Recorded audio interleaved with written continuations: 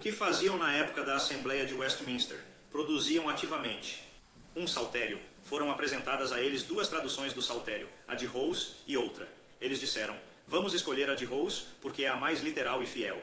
Mas ainda assim, não achamos que seja fiel o suficiente. Havia vários comitês e eles o tornaram mais fiel porque disseram que precisávamos fazer com que o povo de Deus cantasse os salmos. E então esse saltério, após a aprovação, seguiu-se a revisão pela Assembleia Geral da Igreja da Escócia por 2 anos e 4 meses. Assim, eles tinham alta consideração pelo saltério e apoiavam a união religiosa desejada pela Assembleia de Westminster. E eles disseram: se conseguirmos que as igrejas na Inglaterra, Escócia, País de Gales e Irlanda, cantar os salmos é uma plataforma para unir a Igreja de Cristo. Thomas Manton, um dos puritanos, assinou um prefácio para o Saltério Métrico Escocês. Temos cópias desse prefácio disponíveis. Sinta-se à vontade para pegar quantas quiser, elas são gratuitas. Junto com outros puritanos, como William Jenkins, John Owen e Thomas Watson, Thomas Manton afirma no prefácio que as canções espirituais compostas pelo homem podem ser úteis, mas nossa devoção é mais verdadeira quando o assunto e as palavras vêm diretamente do coração. Inspiração divina, Salmos de Davi. O apóstolo Paulo, em seu discurso, diz que a palavra salmos, hinos e cânticos espirituais é claramente usada em Efésios 5 e Colossenses 3. E então ele diz que queremos cantar Davi com esses santos êxtases e fluente doçura. O Sr. Dixon está se referindo ao canto nos lares, de fato. John Kennedy, de Dingwall, também está se referindo a cantar nos lares. Com relação às diferenças, acho que todos concordamos que há algumas diferenças entre a adoração pública na Igreja de Deus e a adoração no lar. Por exemplo, não temos pregação nas nossas próprias devoções familiares. Contudo, precisamos de mais sacramentos. Nossos bebês devem ser batizados de acordo com as Escrituras e a confissão de Westminster no culto da Igreja. A ceia do Senhor deve ser administrada pelos presbíteros com comunhão íntima, como ensina a fé reformada. A disciplina da Igreja também deve ser aplicada na congregação durante o culto público. Algumas diferenças existem, óbvio. Eu apresentei argumentos do Antigo Testamento, de Mateus e Marcos e de Colossenses 3,16 e Efésios 5,19 que não foram refutados. Na verdade, nem foram contestados. O Sr. Foster fez apenas alguns comentários sobre o que acha que os versículos significam, mas não houve nenhuma refutação. Ele só tem mais 5 minutos para provar claramente, com base em um versículo das Escrituras, que os salmos e outras coisas precisam ser cantados. Devo ressaltar também que os salmos são superiores a qualquer composição humana. Há coisas nos salmos que são mais claras, completas, ricas e profundas do que nos hinos. Os salmos ensinam a santidade de Deus e que os cristãos devem orar pela destruição dos inimigos de Deus. Por outro lado, o reverendo Douglas aludiu com aprovação ao espírito de vingança presente nos Salmos, mas consideramos essa ideia não cristã. Os Salmos também retratam mais plenamente a vida interior de Cristo do que o Novo Testamento. Henry Cook, o grande campeão do presbiterianismo, disse isso. Nos Salmos, cantamos sobre os decretos eternos de Deus, a depravação total, seus julgamentos sobre os iníquos neste mundo e no próximo. Cantamos sobre Judas, Salmos 109, 5 e 41. Cantamos sobre a história da Igreja de Deus. Cantamos sobre a antítese, a diferença entre o eleito e o incrédulo. Também cantamos sobre o ódio de Deus contra a idolatria. Louvamos, confessamos pecados e experimentamos a verdadeira espiritualidade. Os salmos são a base para a piedade cristã e a busca pela verdadeira vida espiritual. Terminamos.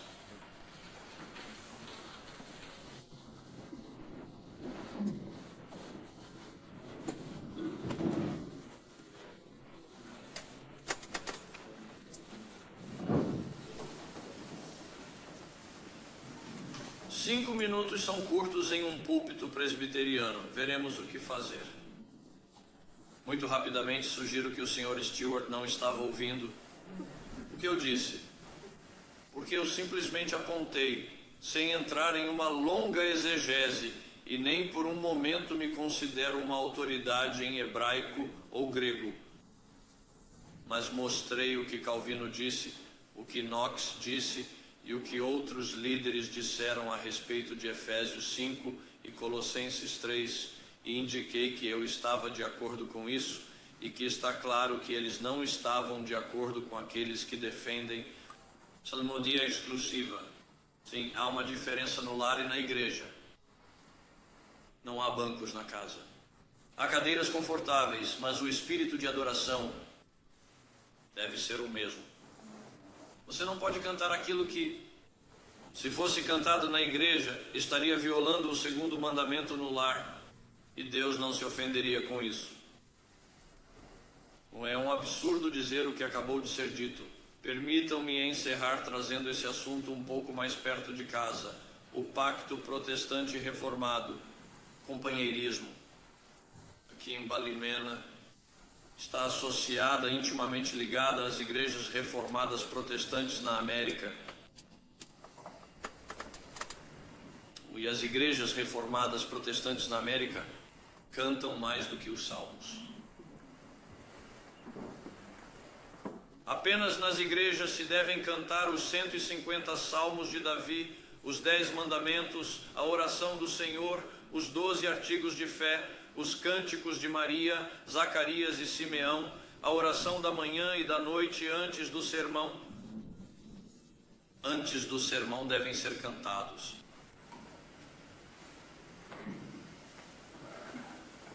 Sugiro que isso não está de acordo com a posição a qual o Sr. Stewart adere, ser encontrado em companhia daqueles que violam o segundo mandamento. E ouvimos hoje que isso é uma violação do segundo mandamento. Envolver-se naquilo que não é estritamente permitido por Deus e expressamente permitido por Deus, como eles diriam cantando algo diferente dos 150 salmos. Por que o Sr. Stewart está na Irmandade com essa denominação, que viola o segundo mandamento?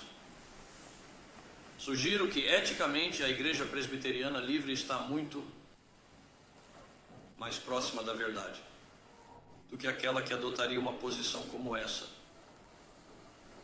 Não adianta dizer, John Knox só cantava uma ou duas coisas além dos salmos. Se ele cantou apenas um versículo além dos salmos, ele abandonou a salmodia exclusiva. Salmodia exclusiva. Calvino fez isso. Knox fez. Manton não fez. É claro que Manton exaltava os salmos. Ele os apresentava como o principal exemplo de louvor, mas não proibiu o canto de hinos de compostura humana. Tampouco o fez o Dr. Kennedy. Será que esses homens não leram a Bíblia? Será que esses homens não buscaram outra fonte além da Bíblia na hora de tomar essa decisão? É impressionante como o Sr. Stewart sempre menciona seguir a orientação da Bíblia. Sua conclusão, depois de estudar a palavra de Deus, foi que a palavra de Deus lhes permitiu, para cantar, aquilo que estava fora dos 150 salmos.